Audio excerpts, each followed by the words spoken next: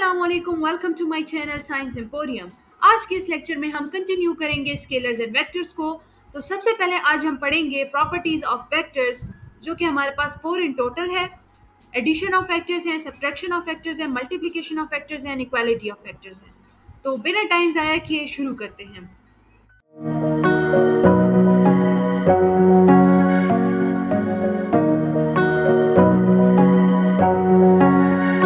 सबसे पहले property of vectors क्या है कि इक्वालिटी ऑफ टू वेक्टर्स, यानी कि दो वेक्टर्स हमारे पास कब इक्वल होंगे।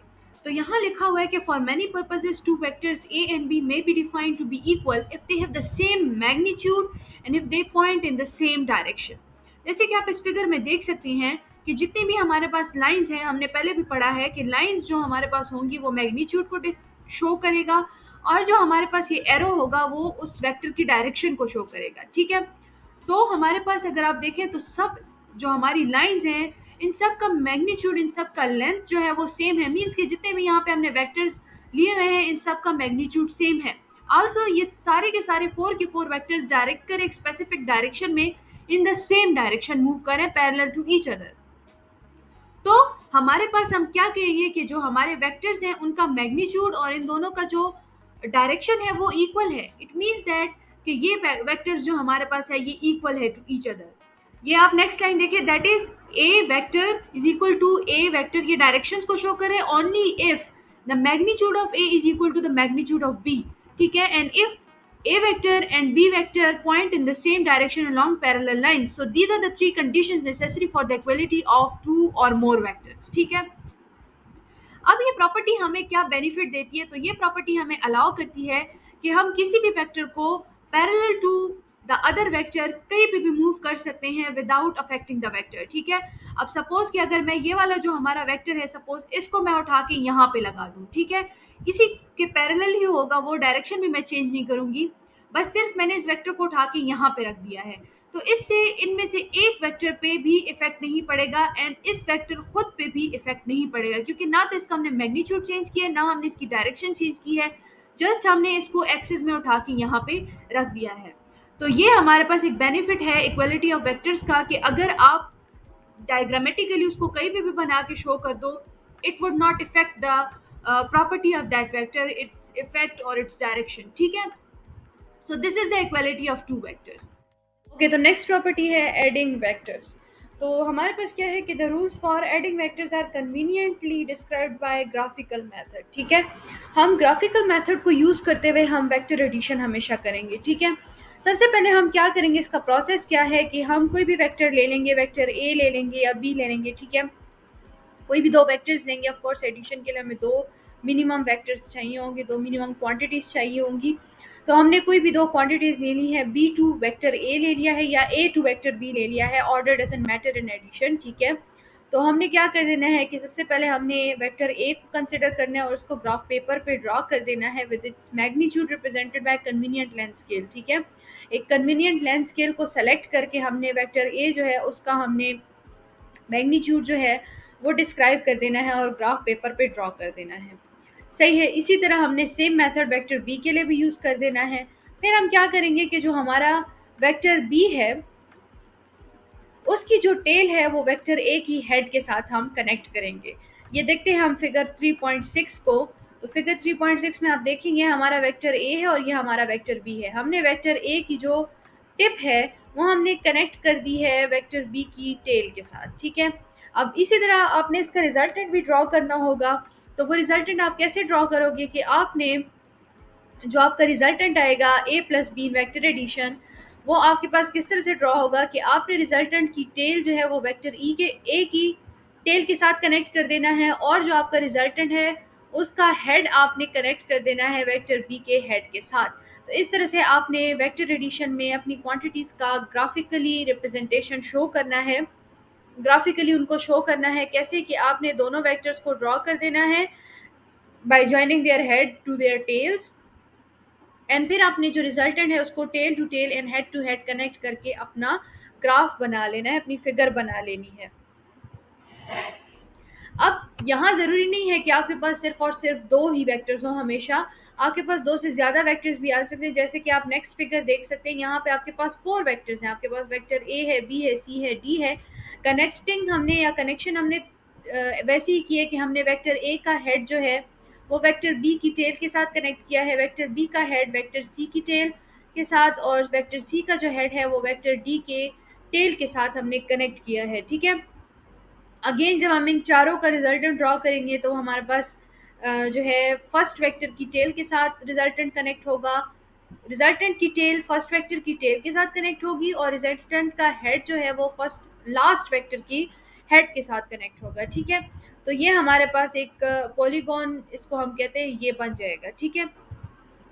सिमिलरली आपके पास ज़रूरी नहीं है कि 4 वेक्टर्स हो, 4 से ज़्यादा वेक्टर्स भी हो सकते हैं, और उसको भी आपने सेम यही मेथड यूज़ करते हुए क्या कर देना है, ग्राफिकली रिप्रेजेंट करना है। अब इसको इन कंक्लूजन हम कह सकते हैं कि R is the vector drawn from the tail of the first vector to the tip of the last vector, ठीक है।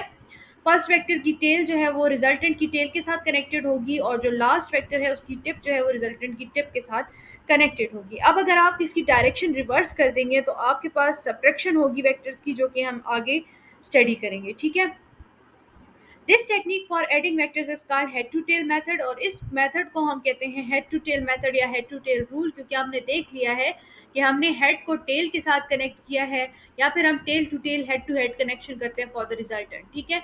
सो दैट इज वाई हम इस रूल को हेड टू टेल रूल कहते हैं, ठीक है। तो हमने स्टार्ट में ये चीज़ मैंने आप लोग को बता दी कि हमारे पास जब दो वेक्टर्स जो हैं उनको हम ऐड करते हैं तो उनका जो सम होता है वो इंडिपेंडेंट होता है ऑर्डर ऑफ एडिशन की, यानी कि अगर आप a प्लस बी करते हो या आप b प्लस ए करते हो, आपके पास सेम ही रिजल्ट आएगा।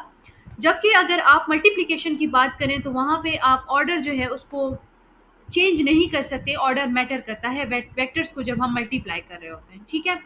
अच्छा, अब अगर आप देखें अपनी फिगर 3.8 की तरफ, तो वहाँ पे हमने क्या कंसिडर किया हुआ है, हमारे पास दो वेक्टर्स हैं, vector A and vector B, ठीक है। उनका जो है हमने रिजल्टेंट लिया हुआ है ए प्लस बी। सिमिलरली हमारे पास दो वेक्टर्स हैं, वेक्टर बी और ए, और उनका रिजल्टेंट है बी प्लस ए। तो अगर हम देखें तो हमारा जो रिजल्टेंट आर है वो हमारे पास इक्वल है, आर जो हमारे पास हमारा रिजल्टेंट है वो इक्वल है टू ए प्लस बी, ठीक है। यानी कि जो वेक्टर ए और बी है उनका रिजल्टेंट, और हमारे पास जो रिजल्टेंट है वो इक्वल टू है बी प्लस ए, यानी कि जो resultant of vector B and vector A है, ये जो हमारा फर्स्ट रिजल्टेंट है ये इस फर्स्ट ट्राइंगल का है, जो हमारा ये सेकंड रिजल्टेंट है ये हमारे सेकंड ट्राइंगल का है।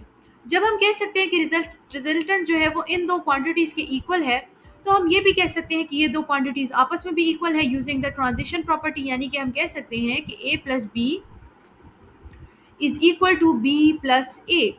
अब ये जो मैंने लिख दिया है ये एक्चुअली हमारे पास क्या है, this is the commutation law, यानी कि इस फिगर से हमें ये पता चल रहा है कि जो हमारे वेक्टर्स हैं वो कम्यूटेटिव लॉ ऑफ एडिशन जो है उसको ओबे करती हैं, ठीक है। यानी कि ये वाली जो प्रॉपर्टी है ये हमारे पास ओबे होगी बाय वेक्टर्स एडिशन, ठीक है। सिमिलरली अगर आपके पास दो से ज़्यादा वेक्टर हो जाएं, यानी कि इफ़ यू हैव 3 और मोर वेक्टर्स, तो हम उनको अगेन इंडिपेंडेंटली ऐड कर सकते हैं, और हमारे पास उसको जो है ऐड करके हमारे पास जो रिजल्ट आएगा वो एक और लॉ है, in that law is the associative law, ठीक है, एसोसिएटिव लॉ ऑफ एडिशन। तो ये जो लॉ है ये भी हमारे पास वेक्टर एडिशन ओबे करती है। इसके लिए हम देखते हैं फिगर 3.9 को और समझते हैं कि हमने किस तरह से ड्रॉ किया है। तो आप देखिए हमने यहाँ पे कंसिडर किया है वेक्टर ए बी और सी को, यानी हमारे पास ये देखिए हमारे पास तीन वेक्टर्स हैं, this is vector A, this is vector B, और ये हमारा वेक्टर सी हो गया है। अब जो ये वेक्टर ए है ये हमारा सॉरी ये जो वेक्टर बी है और ये जो वेक्टर सी है, ठीक है, इनका जो रिजल्टेंट होगा वो हमारे पास क्या बन जाएगा, using vector addition B plus C बन जाएगा, ठीक है, this is B plus C. और इस ए और बी प्लस सी का जो रिजल्टेंट होगा वो क्या बन जाएगा हमारे पास, A plus into B plus C. और ये हमारे पास क्या है, ये एक्चुअली एसोसिएटिव लॉ है, और एसोसिएटिव लॉ का कौन सा साइड हमने प्रूव कर लिया है, using the vector graphical method for the vector addition, the left hand side, ठीक है। सिमिलरली आप इसकी राइट हैंड साइड को भी वेक्टर एडिशन की ग्राफिकल मेथड को यूज़ करते हुए आप बना सकते हो, कैसे कि हमने अगेन वही ए बी सी वेक्टर्स को कंसिडर कर लिया है, और लेकिन इस दफ़ा जो हमारा जो रिजल्टेंट है वो हमने बी और सी के दरमियान नहीं कंस्ट्रक्ट किया, बल्कि हमने अपना रिजल्टेंट ए और बी के दरमियान कंस्ट्रक्ट किया, और हमारे पास रिजल्टेंट ए प्लस बी आ गया। ठीक है, अब हमारे पास जो सी और ए प्लस बी है, इनका जो रिजल्टेंट होगा वो हमारे पास ए प्लस बी का ब्रैकेट क्लोज प्लस सी आ जाएगा। ठीक है, so this is how you will geometrically construct the associative law of addition for vectors. ठीक है, तो हमारे पास इस चीज़ से क्या हमें पता चल गया कि जो हमारी वेक्टर्स हैं वो हमारे पास कम्यूटेटिव लॉ को भी ओबे करेंगी, और वो हमारे पास एसोसिएटिव लॉ ऑफ एडिशन को भी ओबे करेंगी। अच्छा, तो इन समरी हम कह सकते हैं कि जो हमारे वेक्टर्स होती हैं उनकी बोथ मैग्नीट्यूड होता है और उनका बोथ डायरेक्शन होता है, और हम ये भी कह सकते हैं कि जो वेक्टर्स होते हैं वो वेक्टर लॉ ऑफ एडिशंस जो है उनको ओबे करते हैं। जितनी भी हमने फिगर स्टडी किया फ्रॉम 3.6 टू 3.9, सब में आपने देखा कि हाँ, बिल्कुल वो ओबे करते हैं वेक्टर्स लॉ ऑफ एडिशन को।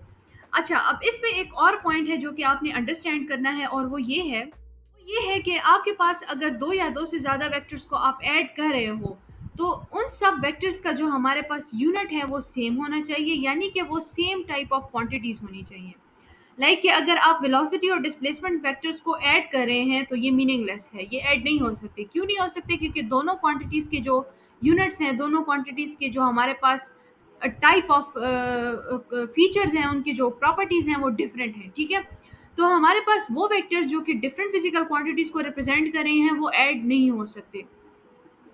इसी तरह ये सेम रूल जो है आप स्केलर्स पे भी अप्लाई करते हो। ठीक है, same rule also applies to scalars.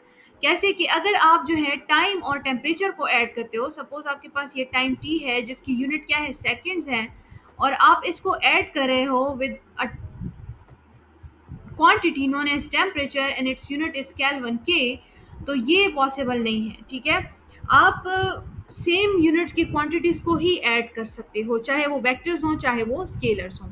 अब वेक्टर्स एंड स्केलर एडिशन में हमने डिफरेंस जो है वो जाना हुआ है, स्टार्ट की वीडियोस को भी आप देख सकते हो, वहाँ पे भी आपको इसका डिफरेंस मिल जाएगा। अब यहाँ पे मैं एक दफ़ा फिर भी इसको एक रिवाइज दे रही हूँ। ये जो हमारी क्वांटिटी है ये वेक्टर एडिशन को शो कर रही है, और ये हमारे पास स्केलर एडिशन को शो कर रही है, and they both are different.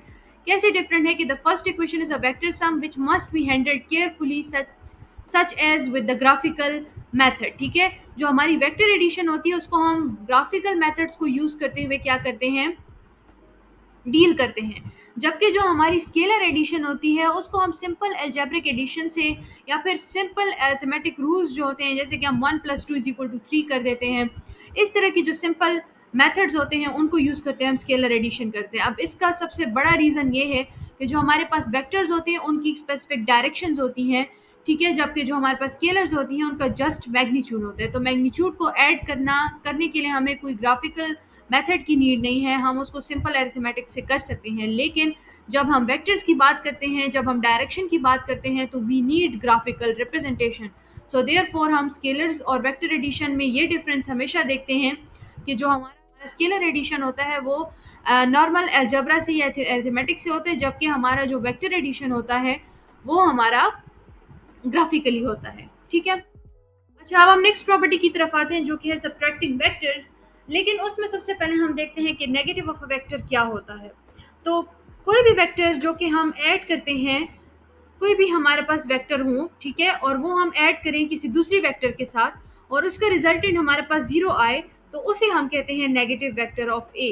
That is कि सपोज हमारे पास ये हमारा वेक्टर ए है, ठीक है, इसके साथ हमने ऐड किया है एक और वेक्टर जो कि एक्चुअली नेगेटिव है, वो हमें रिजल्ट क्या देगा, जीरो देगा। यानी कि जब हम कोई भी वेक्टर ऐड करते हैं नेगेटिव वेक्टर के साथ तो रिजल्ट हमारा जीरो आना चाहिए। अब नेगेटिव ए और ए का मतलब क्या है कि जो हमारा ए और ए है they both have the same magnitude, but due to this negative sign we can say that कि जो ए वेक्टर और माइनस ए वेक्टर है दे हैव ऑपोजिट डायरेक्शंस। ठीक है, अब सब्ट्रैक्टिंग वेक्टर्स कैसे करते हैं हम, कि the operation of vector subtraction makes use of definition of the negative of a vector. ठीक है, जब हम वेक्टर की सब्ट्रैक्शन करते हैं तो वो एक्चुअली हमारे पास नेगेटिव ऑफ वेक्टर जो है उसकी डेफिनेशन को यूज कर रहा होता है। यानी कि हमारे पास यहाँ पे जब वेक्टर सब्ट्रैक्शन होती है तो वो तभी होती है जब हमारे पास सेम मैग्नीट्यूड लेकिन ऑपोजिट डायरेक्शन वाले वेक्टर्स हो।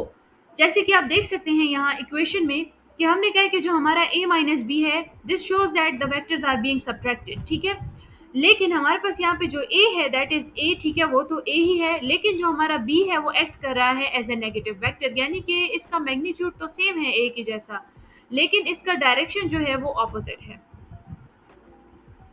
यानी कि जो हमारा वेक्टर बी है उसका डायरेक्शन है ऑपोजिट टू वेक्टर ए। जैसे कि आप इस फिगर में देख सकते हो, 13 पॉइंट ए में आप इस फिगर में आप देख सकते हो कि ये आपका वेक्टर ए है, ठीक है, इसके बिल्कुल ऑपोजिट डायरेक्शन में जो है आपका वेक्टर बी जाएगा, ठीक है, इसीलिए हमने इसको नेगेटिव ऑफ बी बोला हुआ है। और इसका अब हम रिजल्टेंट निकाल सकते हैं, वो क्या हो जाएगा, हमारे पास ए माइनस बी हो जाएगा, ठीक है। अच्छा, आप फिगर 3.10 बी को देख सकते हैं। वैसे तो अगर हमारे पास जब हम वेक्टर रिप्रेजेंटेशन करते हैं तो ये अगर हमारे पास वेक्टर ए है, ठीक है, और ये हमारा वेक्टर बी है, सही है, तो इनका जो रिजल्टेंट होगा वो इस तरह से हम ड्रा करेंगे कि वो ए टू बी होगा, ठीक है, जैसे कि हम नॉर्मली वेक्टर एडिशन में करते हैं।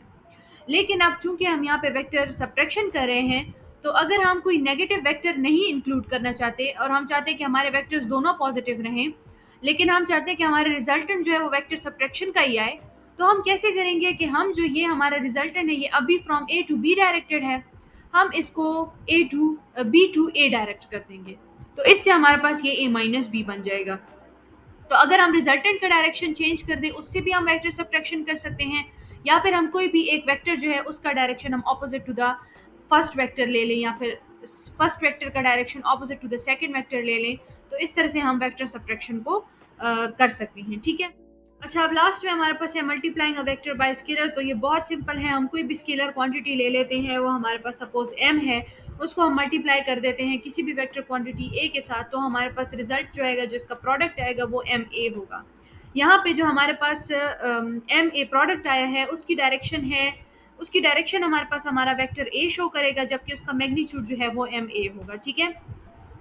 सिमिलरली यहाँ हमारे पास एक पॉजिटिव स्केलर को हमने मल्टीप्लाई किया था, अगर हम एक नेगेटिव स्केलर को मल्टीप्लाई कर देते हैं तो अगेन वही बात है, हमारे पास जो प्रोडक्ट आएगा वो नेगेटिव एम ए आ जाएगा, जहाँ पे ये जो नेगेटिव साइन होगा वो एक्चुअली डायरेक्शन होगा opposite to the direction of A, यानी डायरेक्शन हमारे पास अभी भी हमारा वेक्टर ही शो कर रहा है, ठीक है, लेकिन अब डायरेक्शन क्या हो जाएगी, वो ऑपोजिट हो जाएगी due to the negative sign. अच्छा, अब इसकी बहुत अच्छी एग्जांपल दी गई है कि अगर हमारे पास कोई भी वेक्टर हो 5a, यानी कि हमने पॉजिटिव स्केलर प्रोडक्ट जो है विद द वेक्टर, उसको अगर हम देखते हैं, लेके कंसिडर करते हैं, और उसका हमने एग्जांपल लिया कि 5a है, तो 5 यहाँ पे हमारा मैग्नीट्यूड शो कर रहा है, और a चूंकि पॉजिटिव है तो it means that K it is moving in the same direction as a, ठीक है, जो ये हमारा प्रोडक्ट एम ए आया हुआ है, 5a आया हुआ है, ये मूव कर रहे हैं in the same direction as a।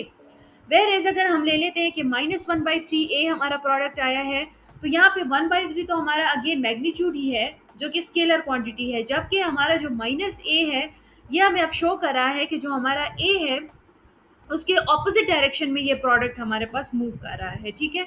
So this was all about the properties of vectors.